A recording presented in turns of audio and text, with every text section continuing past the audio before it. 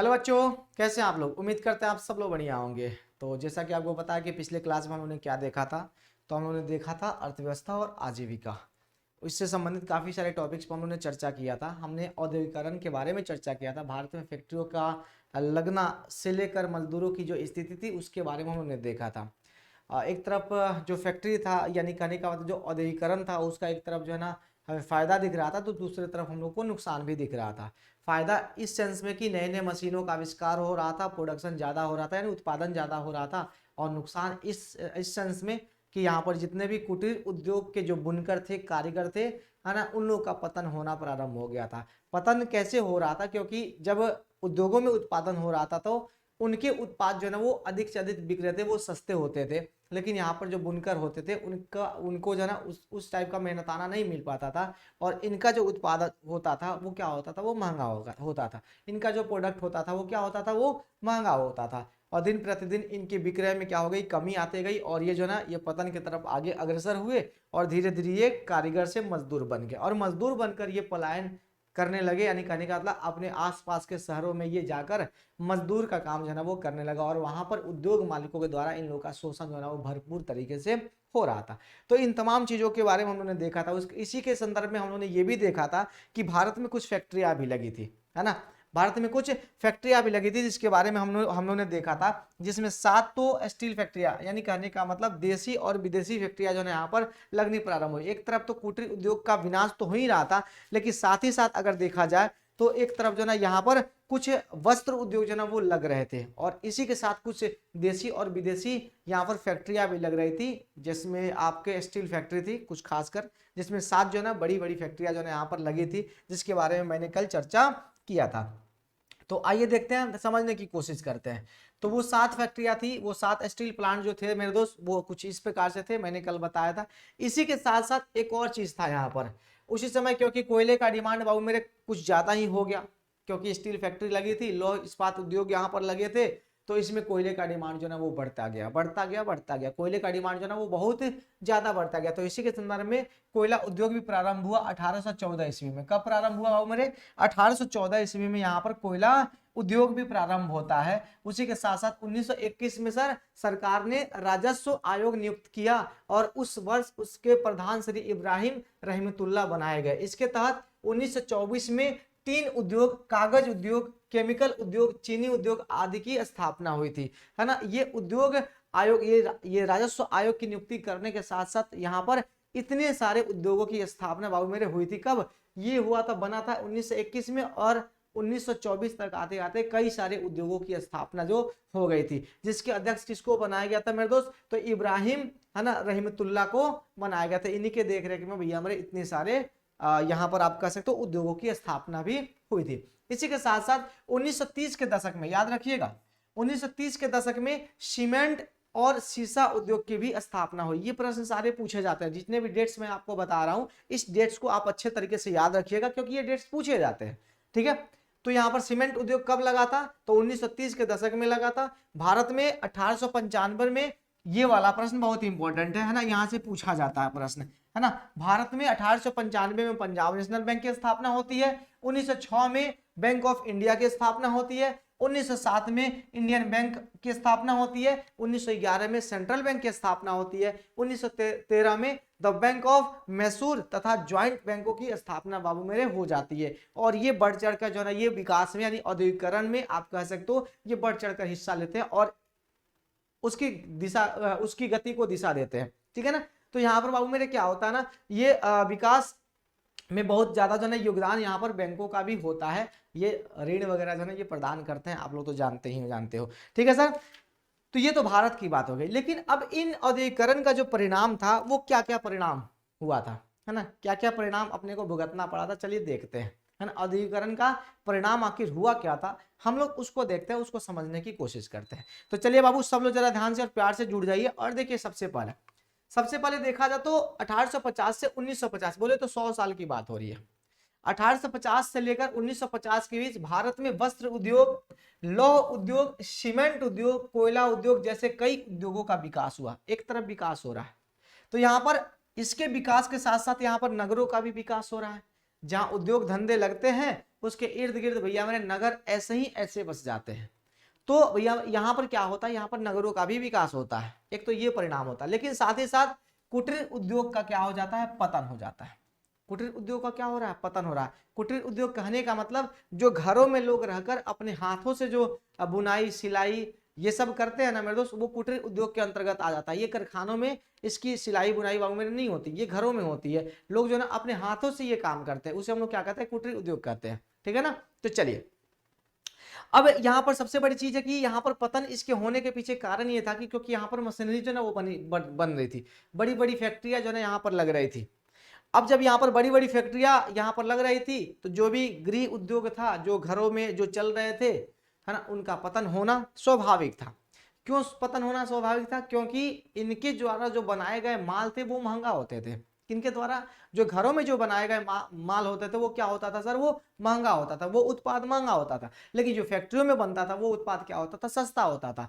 तो लोगों का खरीदने का जो झुकाव था वो किसके तरफ होगा, जो फैक्ट्री में बना है माल उसके तरफ जो है ना झुकाव ज्यादा से ज्यादा होगा। और इस तरह से इनका जो है ना क्रय की शक्ति जो है ना वो कम होते गई, और इनका विक्रय होता ही नहीं था सर, है ना, लोग इसको खरीदते भी नहीं थे। तो इसी कारण से क्या हो गया, इनका पतन भी यहाँ पर होने लगा। और धीरे धीरे भैया हमारे यहाँ पर पतन भी होता है। लेकिन आजकल जो है ना बढ़ावा भी दिया जा रहा है कि भैया हमारे हाँ कुटीर उद्योग को बढ़ावा दिया जाए। मोदी जी आए हैं तब से स्वरोजगार स्वरोजगार स्वरोजगार को बढ़ावा जो है ना यहाँ पर दिया जा रहा है। ठीक है ना। उसके बाद से साम्राज्यवाद का विकास बाबू यहाँ पर होता है। तो चलिए साम्राज्यवाद के विकास को समझने की कोशिश करते हैं, जरा ध्यान से और प्यार से सुनिएगा। सबसे पहला काम अगर देखा जाए, हाँ इसी के साथ साथ एक और बात मैं बता देता हूँ यहाँ पर कि ये तो सब जगह हुआ, भारत में भी हुआ था और ये इंग्लैंड में भी हुआ था। तो इंग्लैंड की थोड़ा सा बात हम लोग समझते हैं। औद्योगिकरण के परिणाम स्वरूप क्या होता है इंग्लैंड में जो हाथ से करगे जो चलते थे, जिससे कपड़े बनाए जाते हैं, है ना, जिसको लूम कहा जाता है ना, हस्तकरघा जिसको कहा जाता है, उसके जो चलाने वाले जो कारीगर थे, है ना, या फिर जो बुनकर थे, वो जब उनका बिक्री भैया हमारे नहीं होती थी तो वो धीरे धीरे वो क्या हो गए, वो सब तबाही हो गए, है ना। उनकी तबाही भैया हमें निश्चित हो गई। फैक्ट्रियों के आने से, नई नई मशीनों के आविष्कार से वो जो है ना वो तबाह हो गए, तहस नहस जिसको कहते हैं ना सर, वो तहस नहस हो गए। अब जब वो तहस नहस बाबू मेरे हो गए, इस प्रकार से लाखों मजदूर जो है ना, लाखों मजदूर कह सकते हो, लाखों यहाँ पर बुनकर कह सकते हो, मजदूर मत कहो अभी, है ना, लाखों कारीगर कह सकते हो, वो क्या हो गए, बेरोजगार हो गए। जब बाबू मेरे ये लाखों कारीगर जब बेरोजगार हो गए तो ये बढ़े किधर, तो ये बढ़ते हैं शहरों की तरफ। किधर बढ़ते हैं, शहरों की तरफ। अब शहरों की तरफ जाते हैं, फिर उन्हीं फैक्ट्रियों में काम करते हैं, है ना, जिसका काम वो घर पे करते थे, अब उन्हीं फैक्ट्रियों में ये मजदूर की तरह काम करते हैं।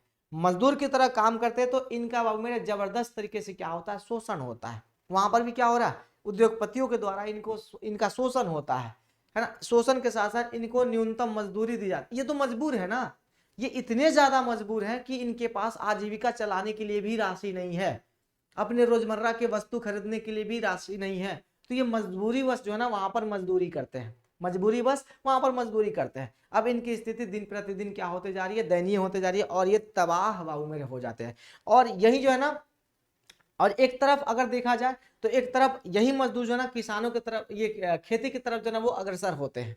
पहले बुनकर थे, कारीगर थे, तो कुछ किसान खेती की तरफ गए, कुछ किसान जो है मजदूर बन गए। मतलब इस प्रकार से वो जो ना वो तहस नहस हो जाते हैं और संतुलन इन लोगों का जो ना वो बिगड़ जाता है। तो औद्योगिकरण का एक बुरा प्रभाव ये भी पड़ा। उसके बाद से साम्राज्यवाद का विकास। अब देखिए सबसे महत्वपूर्ण बात यही है कि साम्राज्यवाद का विकास बाबू मेरे होता है। तो सबसे पहले साम्राज्यवाद क्या होता है उसको देखते हैं। तो साम्राज्यवाद बाबू मेरे उसे कहते हैं हम लोग कि सैन्य एवं अन्य तरीके से विदेशी भूभाग के प्रदेशों को अपने अधीन कर लेना और अपना राजनीतिक प्रभुत्व स्थापित करना ही क्या कहलाता है, साम्राज्यवाद कहलाता है। इसका मतलब यह है कि सैन्य शक्ति से या फिर अन्य राजनीतिक तरीकों से अगर किसी अन्य राष्ट्र की भूमि को हम लोग अपने अधीन कर लेते हैं, ठीक है, अपने अधीन कर लेते हैं, तो वो क्या कहलाता है, वो साम्राज्यवाद बाबू मेरे कहलाता है। अपने अपना मालिकाना हक उस पर कर लेते हैं तो वो साम्राज्यवाद कहलाता है। ये साम्राज्यवाद आता कहां से, सबसे पहले इसको समझने की कोशिश करते हैं। तो देखो जरा ध्यान से, औद्योगिकरण के परिणाम स्वरूप उत्पादन बाबू मेरे बढ़ने लगता है, उत्पादन ढेर सारा बढ़ता है। तो इसके लिए इसकी खपत के लिए एक बड़े बाजार की आवश्यकता होती है कि भैया हमारे ठीक है इतना सारा उत्पादन हो रहा है तो ये माल खपेगा कहाँ, तो उसके लिए एक बड़े बाजार की आवश्यकता होती है। अब जब बड़े बाजार की आवश्यकता जब होती है तो यहां पर शब्द आता है उपनिवेश। अब यहाँ पर सभी यूरोपियन कंट्री जो है वो अपने उपनिवेश की खोज करना प्रारंभ कर दी कि अपना माल हम बेचेंगे कहाँ, अपना माल बेचेंगे कहाँ, अपना माल बेचेंगे कहाँ। तो उसके लिए सभी में होड़ लग जाता है। अब इसी होड़ जो है ना, इसी होड़ में जो है ना ये कंट्रियां आगे चलकर, ये कंट्रियां जो है ना आगे चलकर उपनिवेशवाद में बदल जाती है। यानी कहने का मतलब किसी को अपने अधीन बनाया। जैसे अंग्रेज आए थे, भारत की बात करें अगर, तो अंग्रेज भारत में आए तो व्यापार करने ही तो आए थे, व्यापार करने आए, व्यापार करते करते करते करते क्या कर लिए सर, उसको अपना उपनिवेश बना लिए। और उपनिवेश बनाने के बाद क्या हो गया सर, यहां पर वो अपना साम्राज्य कायम कर लिए और शासन किए 200 सालों तक। बोल ऐसे ही नहीं हुआ था, ऐसे ही हुआ था हूबहू।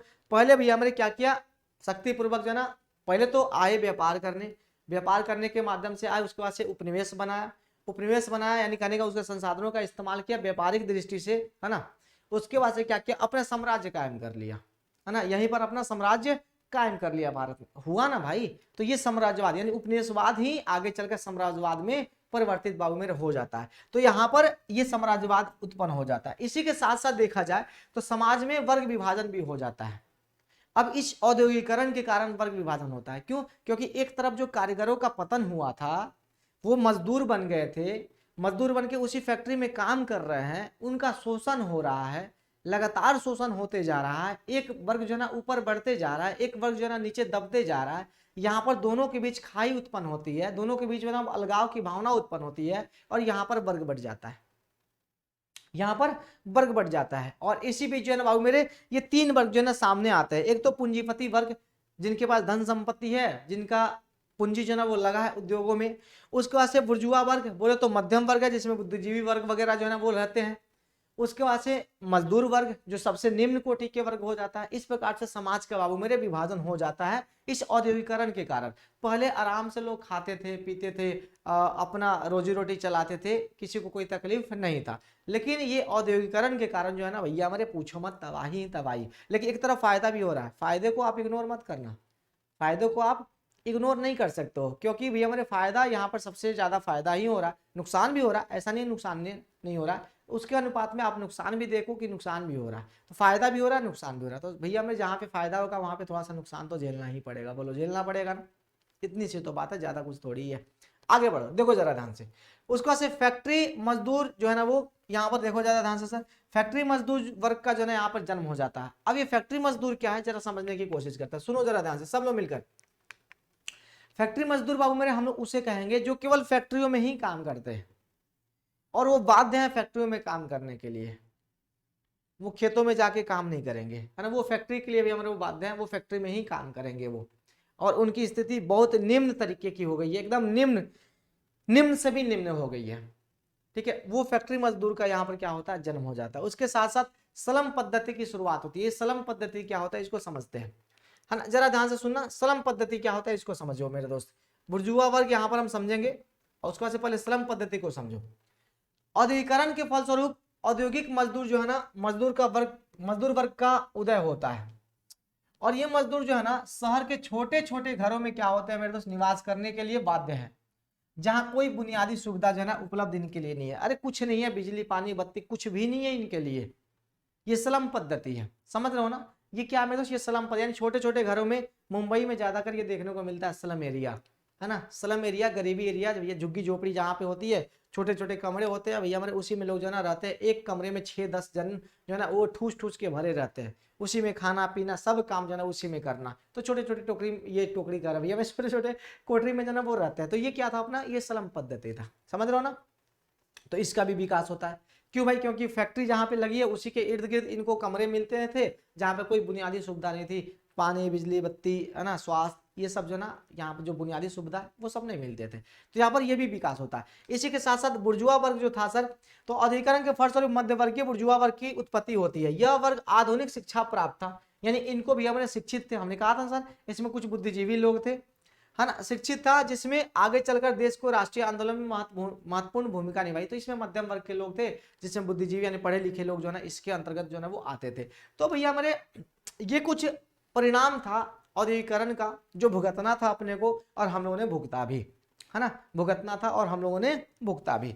उसके बाद से अब जरा ध्यान से सुनना मेरे भाई सब लोग मिलकर कि अब मजदूरों की आजीविका फिर चलती कैसे थी, आखिर कैसे चलती थी मजदूरों की आजीविका, आखिर वो अपना कैसे चलाते थे आजीविका। मजदूर थे, मजबूर थे, है ना, मजदूर थे और मजबूर थे, उनकी आजीविका चलती कैसे थी, चलिए देखते हैं। सबसे पहले अगर देखा जाए तो बाबू मेरे मजदूरों की जो आजीविका थी, देखना जरा ध्यान से सर। नई फैक्ट्री प्रणाली को यानी औद्योगिकरण ने नई फैक्ट्री प्रणाली को जन्म दिया, जिससे कुटीर उद्योग मालिक जो है ना वो क्या हो गए, मजदूर बन गए। जो कुटीर उद्योग के कभी मालिक हुआ करते थे वो हो गए मजदूर। हम बार बार इसी चीज को आपको बता रहे हैं, इसी चीज को समझाने की कोशिश कर रहे हैं, समझने की कोशिश करना। तो यहाँ पर जो नई फैक्ट्री प्रणाली जो आई थी औद्योगिकरण के परिणाम स्वरूप, इसने क्या किया था, जो कुटीर उद्योग के मालिक थे वो अब मजदूर बन गए। क्या बन गए, मजदूर बन गए।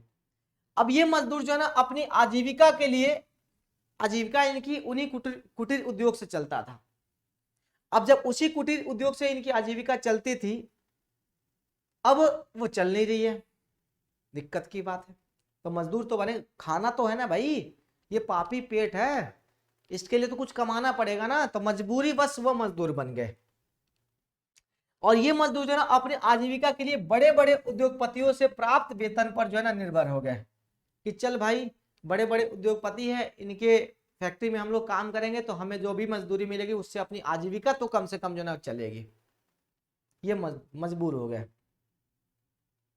फिर मामला क्या था, अब औद्योगिकरण ने मजदूरों की आजीविका को इस तरह से नष्ट कर दिया था कि उनके पास दैनिक उपयोग की वस्तुओं को खरीदने के लिए भी धन नहीं रह गया था। यह औद्योगिकरण जो है ना इन मजदूरों की स्थिति बद से बदतर बना दिया था। इनके पास इतना भी रुपया पैसा नहीं था कि ये अपना रोजी रोटी चला सके। नमक तेल हींग हल्दी नून तेल ये सब खरीदने के लिए भी हमारे इनके पास पैसे नहीं रह जाते थे, उतनी भी राशि इनके पास नहीं थी। बद से बदतर इनकी स्थिति जो है ना वो हो गई थी। सोचो जरा ध्यान से, समझो चीजों को। अतः मजदूर जो है ना अपने अस्तित्व की रक्षा करने के लिए आंदोलन का रुख जो है ना उन्होंने किया। लेकिन उस समय आंदोलन करने का अधिकार भी तो नहीं था इन लोगों के पास कि आंदोलन हम लोग करें, नहीं तो कुटाई हो जाएगा, है ना, इतना कुटाई होगा कि पूछो मत।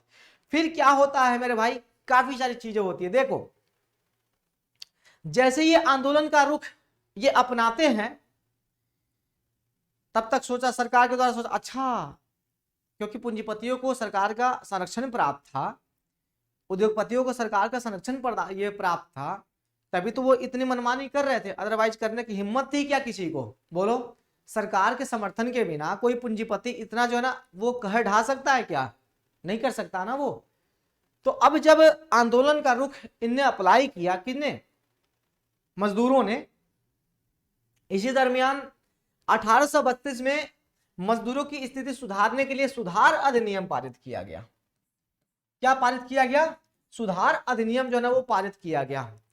लेकिन इस सुधार अधिनियम से कोई खास असर नहीं पड़ा। मजदूरों की स्थिति जैसे गिर रही थी वैसे ही गिरने लगी, इससे कोई खास फर्क इस पे नहीं पड़ा। फिर इन लोगों ने सोचा कि नहीं भैया हमारे, फिर हम लोग जो ना आंदोलन करेंगे, हम लोग पीछे नहीं हटेंगे। और इन लोगों की स्थिति इतनी बद से बदतर हो रही थी, इस अधिनियम से कोई प्रभाव ही नहीं पड़ा, कोई सुधार ही नहीं हुआ। यहां तक कि इनको मताधिकार भी नहीं मिला था। किनको? मताधिकार, यानी मत देने का जो अधिकार था ना, मताधिकार प्राप्त नहीं था इनको। किनको? मजदूरों को। सोचो जरा ध्यान से, इनको मताधिकार प्राप्त नहीं था मजदूरों को। इस सुधार अधिनियम से क्या मतलब था? तो फिर इन लोगों ने सोचा कि भैया हमारे नहीं, हमें तो आंदोलन करना है। तो उन्होंने क्या किया, एक लंबा चौड़ा जो है ना अपनी मांग की लिस्ट बनाई, चार्ट बनाया ना, कहते हैं सर। उनने क्या किया सर, चार्टर बनाया, एक बड़ा सा जो है ना एक पत्र बनाया जिसमें अपनी मांगों को लिखा, जिसको हम लोग क्या कहते हैं, चार्ट कहते हैं। और ये शुरू हुआ ना लंदन श्रमिक संघ के नेतृत्व में 1838 ईस्वी में। सभी मजदूरों ने मिलकर अपनी मांगों को रखा, मांगों को अपने पत्र पे लिखा, लेकर पहुंचा, भैया मेरे ये हमारा मांग है, मानो। उसी को क्या कहते हैं सर, चार्टिस्ट आंदोलन जो है ना वो कहते हैं। तो 1838 में ये चार्टिस्ट आंदोलन की शुरुआत हुई थी। एक बार पूछा गया है प्रश्न ये, ठीक है, एक बार प्रश्न मेरे पूछा गया है। तो चार्टिस्ट आंदोलन की शुरुआत जो है ना कब होती है, 1838 में होती है। फिर क्या होता है मेरे दोस्त, इस आंदोलन को सफलता नहीं मिलती है ना, मात खा जाते हैं। लेकिन ये आंदोलन इतना ये हो गया था, विख्यात हो गया था, इतना जो है ना प्रसारित हो गया था ये आंदोलन, कि इसको आगे चलकर जो है ना इतनी ज्यादा जो है ना लोकप्रियता हासिल हुई कि ये बात संसद के सदस्यों के द्वारा भी वहां पर संसद में उठाए जाने लगे, क्योंकि बहुत व्यापक था ये चार्टिस्ट आंदोलन बहुत ही व्यापक था। अब इतना व्यापक था, इसको इतना लोकप्रियता हासिल हुई क्योंकि सभी मजदूर जो संगठित हो गए थे। अब इतनी इसको लोकप्रियता हासिल हुई कि अब ये संसद के सदस्यों के द्वारा जो है ना इनकी मांगों को संसद में उठाया जाने लगा। अब जब इनकी मांगों को संसद में उठाया जाने लगा, तब उसी समय ना संसद से ही 1918 में इंग्लैंड के सभी वयस्क स्त्री पुरुष को मताधिकार जो है वो प्राप्त होता है। याद रखना, भूलना मत, ये प्रश्न भी पूछा गया एक बार, बीबीआई यहां पर लिख लो। तो 1918 में इंग्लैंड की बात हो रही है मेरे दोस्त। तो 1918 में इंग्लैंड के सभी वयस्क स्त्री और पुरुष को मताधिकार प्राप्त होता है, यानी मत देने का अधिकार, बोले तो वोट देने का अधिकार जो है वो प्राप्त होता है 1918 में। फिर क्या होता है मेरे दोस्त, इस तरह बात जो है वो आगे बढ़ते जाती है ना, बात आगे बढ़ते जाती है, लेकिन इतना से काम थोड़ी चलेगा। 1850 तक की बात, 1850 के बाद की काल की बात कर रहे हैं हम, हालांकि तो ये तो 1900 की बात है, ये 1918 की बात हो रही है। लेकिन 1850 के काल के समय की बात करें अगर, तो उस समय जानते हो क्या हो रहा था, उस समय भी हमारे श्रमिक वर्ग की जो मजदूरी थी वो बहुत ही कम थी। जितने भी श्रमिक वर्ग थे उनकी कम मजदूरी थी, लंबे समय तक कार्य करने की घंटा था। भैया हमारे आप पूरे 12 घंटे के काम करो, 18 घंटे के काम करो, इतना लंबे समय काम करवाए जाते थे। मिलों में अस्वस्थ वातावरण होते थे, उनके स्वास्थ्य पे कोई काम नहीं किया जाता था, बच्चों से काम करवाया जाता था और उनके पास कोई भी सामान्य सुविधाएं उपलब्ध नहीं थी। ऐसी स्थिति थी मजदूरों की, ऐसी स्थिति बाबू मेरे मजदूरों की थी। इन मजदूरों को उद्योगपतियों का उत्पीड़न झेलना पड़ता था। सुनना, इसी दरमियान बाबू मेरे आता है फैक्ट्री एक्ट, ठीक है, आंदोलन होता है, क्योंकि जितने भी मालिक थे, मिल मालिक थे, जितने भी औपनिवेशिक मालिक थे मेरे दोस्त, उन लोगों का उत्पीड़न झेलते झेलते ये थक गए थे। फिर ये आंदोलन करते हैं और जब जैसे ही भैया हमारे आंदोलित होते हैं ये, तो अब ये डर जाते हैं भैया हमारे, अब ये डर जाते हैं ये मिल मालिक, और इनको डर हो जाता है भैया हमारे इससे कहीं भारत में असर ना पड़ जाए, इससे कहीं भारत के मजदूरों पे असर ना पड़ जाए, तो भारत का फैक्ट्री आगे निकल जाएगा, हम पीछे रह जाएंगे। इसी डर से जानते हो 1881 ईस्वी में ये बात इंग्लैंड की हो रही है, डर हो रहा है भारत में भैया हमारे ऐसा ना हो जाए, बात इंग्लैंड की हो रही है अभी फिलहाल, ठीक है ना। तो सुनिए जरा ध्यान से। तो 1881 ईस्वी में पहला फैक्ट्री एक्ट जो है ना क्या होता है मेरे दोस्त, पारित होता है। अब इस फैक्ट्री एक्ट में क्या होता है, कानून पारित होता है, फैक्ट्री एक्ट का पारित होता है 1881 ईस्वी में। इसमें क्या होता है इसको समझने की कोशिश कीजिए। इसमें होता है कि 7 वर्ष से कम आयु के बच्चों को कारखाने में काम करने पर प्रतिबंध लगा दिया गया, कि भैया हमारे 7 वर्ष से कम आयु के बच्चे जो ना कारखाने में काम नहीं करेंगे। अरे ये इतने कमीने होते थे कि बताओ यार, 7 वर्ष के बच्चे वो काम करने योग्य होते हैं क्या, उनसे भी काम करवाओ यार। अब बताओ, अभी अंडे से निकला नहीं भैया हमारे काम करने चल दिया। देखिए भारत में 18 से कम वर्ष के बच्चे जो है वो काम नहीं कर सकते, है कि नहीं है, समझ रहे हो ना। तो भारत में 18 से कम वर्ष के बच्चे काम नहीं कर सकते, लेकिन यहाँ पे सोचो 7 वर्ष से कम आयु के बच्चों से भी काम करवाया जाता था यार। उसके बाद से यहाँ पर देखो 12 वर्ष से कम आयु के बच्चों के काम का घंटा तय किया गया कि भाई हमारे इतना देर काम करेंगे 12 वर्ष से कम के बच्चे। उसके बाद से महिलाओं के भी काम के घंटे तथा मजदूरी जो है वो निश्चित की गई, ये 1881 की फैक्ट्री एक्ट में। समझे, बुझे कि नहीं बुझे। तो इस तरह से स्थिति बाबू मेरे बिगड़ते जा रही थी मजदूरों की, बीच बीच में सुधार भी हो रहे थे, बीच बीच में कुछ नियम भी यहाँ पर लाए जा रहे थे, कुछ कानून भी यहाँ पे लाए जा रहे थे। तो इससे तो कुछ राहत मिला, इससे तो बाबू मेरे क्या होता है, कुछ राहत मिला। फिर क्या होता है आगे देखिए, इसी दरमियान देखा जाए आगे चल के तो भैया मेरे धीरे धीरे, क्योंकि इससे भी जो ना संतुष्टि नहीं मिली लोगों को, इससे भी संतुष्टि नहीं मिली, है ना। ये लोग जो थे ना इससे भी संतुष्ट नहीं हुए, क्योंकि अभी स्वास्थ्य सुविधा बाकी थी, है ना, क्योंकि अभी बच्चों से फिर भी काम अभी करवाया जा रहा है, 12 साल के बच्चे भी अभी काम तो कर रहे हैं ना, फिर भी काम करवाया जा रहा है, इससे भी कोई खास सुधार नहीं हुआ, इससे भी असंतुष्ट थे, इससे भी क्या थे मजदूर, असंतुष्ट थे। और इसी असंतुष्ट को लेते हुए 1882 से लेकर 1890 के बीच में मद्रास और बंबई प्रेसिडेंसी में लगभग 25 हड़तालें जो है ना वो हुई। कितनी हड़तालें, 25 हड़तालें हुई। लेकिन ये हड़ताल जो है ना भैया हमें दबा दिया गया, क्यों, क्योंकि असंगठित थे यहाँ पर, ये जितने भी मजदूर थे जो 25 हड़ताल करने वाले थे ये सब असंगठित थे, ये एक साथ नहीं आ रहे थे, ये अलग अलग भैया हमारे खेमे में बटे हुए थे। अब ये जब अलग अलग खेमे में बटे तो भैया हमारे प्रभाव पड़ नहीं रहा था कुछ खास। अब इनको क्या करना था मेरे दोस्त, सबको संगठित करना था, सबको क्या करना था, संगठित करना था। लेकिन इसके साथ साथ ये भी हो रहा था, मजदूर यहाँ पर आ रहे थे, काम कर रहे थे, उनके जीवन में सुधार नहीं हो रहा था, तो फिर वापस से गांव चले जा रहे थे, ऐसा हो रहा था। तो जो आ रहे थे जा रहे थे, फैक्ट्री पे कोई असर बाबू मेरे वो नहीं डाल पा रहे थे, तो इनको अब एकजुट करना था। अब इनको जब एकजुट करना था मेरे दोस्त, तो उसके लिए धीरे धीरे जो है ना असंगठित मजदूरों को संगठित करने का कार्य बाबू मेरे किया गया। और इसी दरमियान जो है ना 31 अक्टूबर 1920 को अखिल भारतीय ट्रेड यूनियन की स्थापना होती है। याद रखिएगा किसकी स्थापना होती है, 31 अक्टूबर 1920 को अखिल भारतीय ट्रेड यूनियन कांग्रेस की स्थापना बाबू मेरे होती है, जिसके अध्यक्ष किसको बनाया जाता है, लाला लाजपत राय को इसका प्रधान जो है ना वो बनाया जाता है। तो आपसे प्रश्न पूछा जाता है, बताइए अखिल भारतीय ट्रेड यूनियन कांग्रेस की स्थापना कब होती है, तो याद रखिएगा 1920 ईस्वी को होती है, बोले तो 31 अक्टूबर को, इस दिन बाबू मेरे इसकी स्थापना होती है। उसके बाद से क्या होता है मेरे दोस्त, 1919 में अंतरराष्ट्रीय श्रम संगठन की स्थापना होती है, क्योंकि सबको अब संगठित करना था, तभी तो प्रभाव डाल पाएंगे। अब इधर उधर तितर बितर रहेंगे तो प्रभाव हम लोग डाल थोड़ी ही पाएंगे, हम लोग नहीं डाल पाएंगे, तो इसके लिए सबको जोड़ना था। तो 1919 में क्या होता है, अंतरराष्ट्रीय श्रम संगठन की स्थापना की जाती है।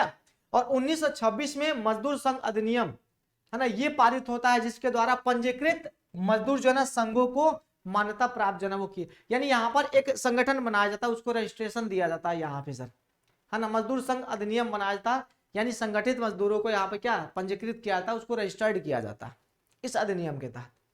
अब ये अपनी मांगों को उठा सकते हैं पूरी प्रबलता के साथ, पूरे संगठन को एक साथ भैया हमारे हड़ताल के लिए आप वो कर सकते हो पूरी। अब ये कानून बन गया भैया हमारे, है ना, रजिस्टर्ड हो गया कि हाँ अब अपनी मांगों को हम उठा सकते हैं, है ना, पूरी प्रबलता के साथ। समझ रहे हो कि नहीं समझ रहे हो, ये बात हो जाता है। अब इसके बाद से देखते हैं इसी के साथ साथ अब कुटीर उद्योग की क्या स्थिति रहती है, उसका क्या महत्व था, क्या उपयोगिता थी, इसको देखते हैं। तो सुनिए, अच्छा उसके बाद भी कुछ और भी काम थे यहाँ पर, जैसे स्वतंत्रता प्राप्ति के बाद ये हाँ यही संगठन जो था ना, कौन, ये जो अखिल भारतीय ट्रेड यूनियन जो संगठन था मेरे दोस्त, ये संगठन जो है ना आगे चल के 3 भागों में बाबू मेरे बढ़ जाता है।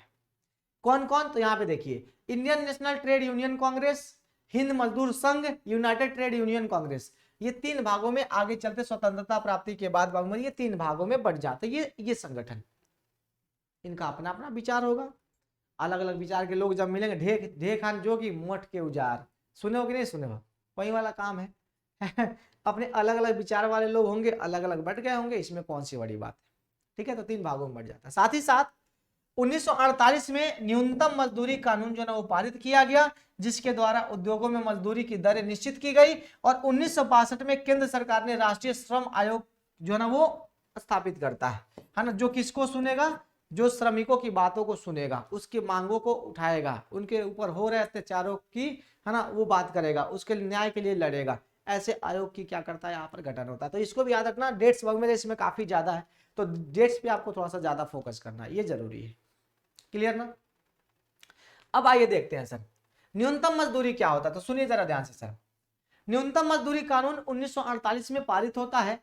इसका उद्देश्य कुछ उद्योगों में मजदूरी की दरें निश्चित करना था।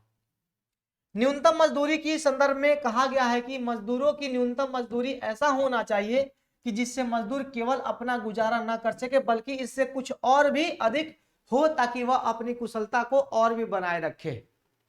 यानी केवल अपना गुजारा ना करे, केवल अपना आजीविका चलाने के लिए मजदूरी नहीं दीजिए, नहीं तो भैया वो खा पी के वो निश्चिंत हो जाएगा, उसके पास कुछ बचा ही नहीं, फिर वो नया कुछ करेगा ही नहीं, तो उसके अंदर कुशलता आएगी कहां से, तो ये मामला हो जाता है। उसके साथ साथ द्वितीय पंचवर्षीय योजना में यह कहा गया कि न्यूनतम मजदूरी ऐसा होना चाहिए जिससे मजदूरों की स्थिति उनके अपने गुजर बसर के स्तर के से अधिक हो। तीसरी पंचवर्षीय योजना में मजदूर बोर्ड की स्थापना हुई तथा बोनस देने के लिए बोनस आयोग की नियुक्ति भी हुई। भैया हमने छठ, दीपावली, होली, ईद, त्योहार, इन सब पे जो है ना आप बोनस भी दिया करो, तो कुछ बोनस के भी प्रावधान यहाँ पर लाए गए, जिससे मजदूरों की स्थिति में काफी ज्यादा सुधार भी हुआ।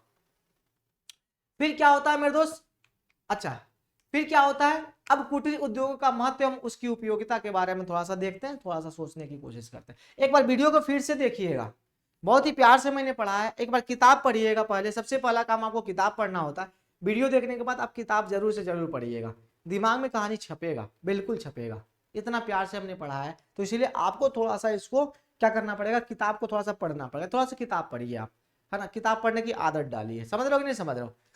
अब सुनिए, कुटीर उद्योग का महत्व एवं उसकी उपयोगिता। इसमें क्या है बाबू कि घरों में काम करने वाले कारीगर अपने हाथों से या हाथों से चलाए जाने वाले यंत्रों द्वारा वस्तुओं का क्या करते थे, उत्पादन करते थे। सीधी सी बात है, हाथ से चरखा हाथ से चलाए जाने वाले यंत्र है, या फिर कुछ फेट जो होता है हस्तकरघा, है ना, उसको भी हमें चलाया था, उससे कपड़े वगैरह जो ना बनाए जाते हैं, सिलाई बुनाई वगैरह होता है, अलग अलग प्रकार की टोकरी, छैटी, काथी काथी जो सब बनेला, उस सब कुटीर उद्योग के अंतर्गत आ जाता है। ठीक है, कुटीर उद्योग का महत्व और विशेषता यह है कि यह बड़े पैमाने पर रोजगार के अवसर प्रदान करता है। बिल्कुल करता है भाई। कौशल में वृद्धि, उपयुक्त तकनीक का बेहतर प्रयोग, कम पूंजी निवेश तथा जनसंख्या का बड़े शहरों में प्रवाह को रोकता है भाई, है ना। कुटीर उद्योग क्या करता है, बहुत बड़ा रोजगार जो है वो देता है लोगों को। अब बताओ, मैंने बताया था ना, एक जो बुनकर था, एक बुनकर पर, है ना, एक बुनकर पर हमें कितने सूत काटने वाले चाहिए, 6 सूत काटने वाले चाहिए। बताओ, 6 को सूत काटने वाला चाहिए।